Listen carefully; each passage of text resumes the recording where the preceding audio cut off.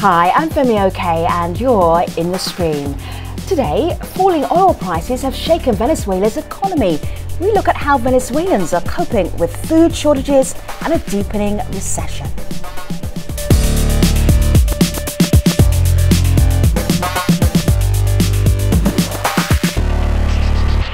So today we're linking the oil story of falling oil prices with the economy in Venezuela and also everyday people's lives. It is not an idea that we came up by ourselves. We had some help from our open editorial on Latin America. Malika? Yes, we actually got this pitched several times by people during our Twitter chat and open editorial. So this one is out of the UAE actually. Gopi says, what impact will a decline on global oil prices have on Venezuela? And this next pitch came from Mexico City. They actually suggested two of our guests for today's show. So we'll talk to them in a bit, and we want your thoughts on this topic. You can tweet us with hashtag AJStream. We always like a little booking help. Thank you very much, community, for that. In our studio, we have George Ciccariello-Maher, and George is the author of We Created Chavez and Professor of Political Science at Drexel University. George, it's great to have you here. Glad to be here again. And we will hear more from you in just a moment. Hi, I'm Oscar Guardiola. I'm a Latin American writer and I am in the stream. Over the weekend, thousands of Venezuelans attended an opposition protest in Caracas, blaming government policies for their country's worsening economic crisis. They banged heavy pots to highlight the food shortages that they're facing. The falling global oil prices is hurting Venezuela's economy, which relies almost exclusively on oil production. Prices on goods have gone up across the board. Many Venezuelans are having to stand in line for hours outside supermarkets to get subsidized items like milk, soap and nappies or diapers. Now, President Nicolas Maduro, who has 22% approval rating right now, admitted that his country is in a crisis, but said his political foes are waging an economic war against his socialist government. But the opposition says the troubled economy is a result of years of corruption and misguided policies. So to help us discuss this, we're also joined by David Smaldy. He's a senior fellow at the Washington office on Latin America. David also moderates a blog on Venezuelan politics and human rights. Isabel Pisani is a student at Universidad Metropolitana, and Emiliana Duarte is a blogger at the Caracas Chronicle. So great to have you all here. Isabel, first of all, take me on a little shopping trip, the most recent shopping trip. How challenging was it?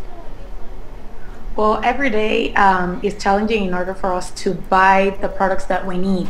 In order for us to get milk, for example, at my house, I haven't found milk in a month or so I couldn't eat my cereal with milk in my mornings, okay? For example, my last trip with my grandmother, she tried to buy meat. There isn't any meat at the supermarkets right now. She had to practically bribe the attendant in order for her to get a kilogram of meat. Right. Wow. Yeah, so your grandma is kind of pretty fierce. No milk for a month. How does that happen? Well, because there aren't any private production here in the country, okay? The industries that did produce the milk were nationalized, most of them, okay? On the past years, more than 238,000 enterprises in Venezuela closed down. Private enterprises, and those were the ones that gave the products for the supermarkets. Now, if you find something, you probably will find one brand, and it's not necessarily the best brand or the brand that you will choose. So it's kind of a forced decision, the things that you're buying at the supermarket. It's what you can find. It's not what you want. Sure. There isn't any competition. Right. So David, if you were trying to explain this to an outsider who goes along to the supermarket and pretty much finds what they want in a supermarket, how would you explain this? Well, I think it's important to realize that scarcities are different than hunger. No, there's a big confusion. People think that people in Venezuela are hungry. Actually, there's very little hunger here. There's actually, consumption has been increasing over the past 10 years or so. What there are is scarcities, which mean you can't get what you want when you want it. No, so I went shopping with my family about 10 days ago, and we got all the fruits and vegetables we wanted. But we went to the meat section. There was no beef. There was no chicken. There were smoked pork chops. There was fish, and there was goat loin. And so now we're going to figure out how to cook goat loin. Okay. But there's food. We have food, and it's just not the food we wanted. It also means that we have to go shopping more frequently. We have to go a couple times a week. This is something that really disrupts the lives of middle-class people who are used to shopping once a week or once every other week, whereas poorer people who tend to have more time than money are usually used to shopping several times a week. And so it just disrupts poor people less than middle-class people. So it's something that we hear about. Poor people deal with scarcities all the time because oftentimes, in most contexts, I don't think it's a matter of social classes. I think this is generally a problem that doesn't just affect the middle class or that poor people are exempt from the hardships that we're going through. I know of people that sleep in front of supermarkets the night before for days even. I've seen mothers nurse their children in line under the sun, standing for 8 hours, waiting to see not if they can buy milk, but if they can buy anything. When you go up to someone in a line in front of a supermarket, I think that's right. I think it's definitely affecting poor people more now than it did, say, 2 years ago.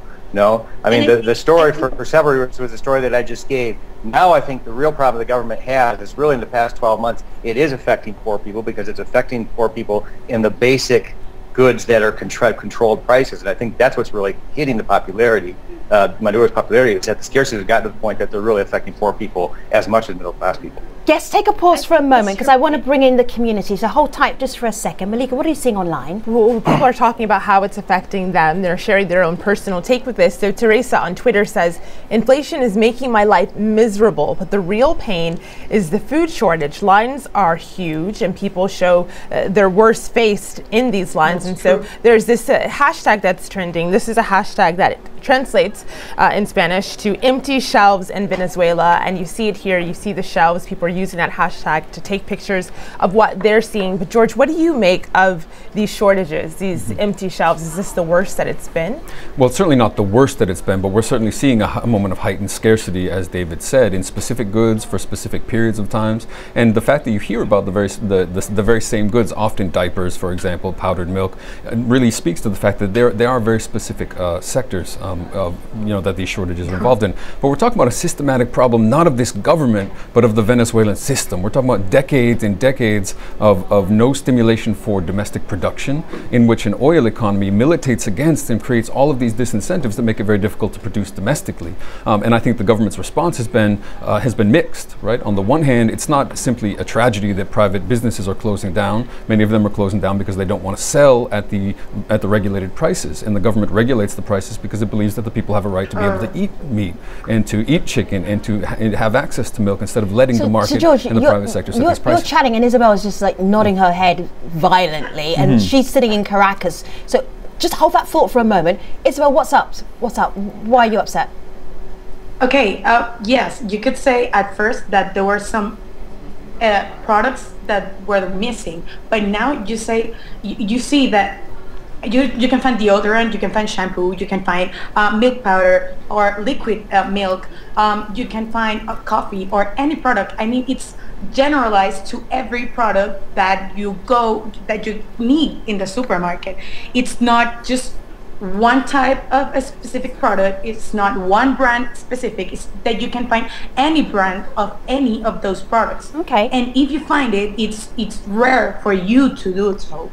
George. See, well, that's simply, I mean, we can't generalize on the basis of one experience because people are getting milk and people are getting coffee and people are getting their household items every day, and people are queuing up, and it's important to point out, often for things that have regulated prices. That means that because the government protects those prices, people are willing to wait in line to pay that regulated price to get those goods. People are also waiting in line today in Caracas for televisions, for refrigerators, and so we're talking about a situation that, as David said, is not one of the picture that's being painted internationally of sort of starvation and total, absolute lack.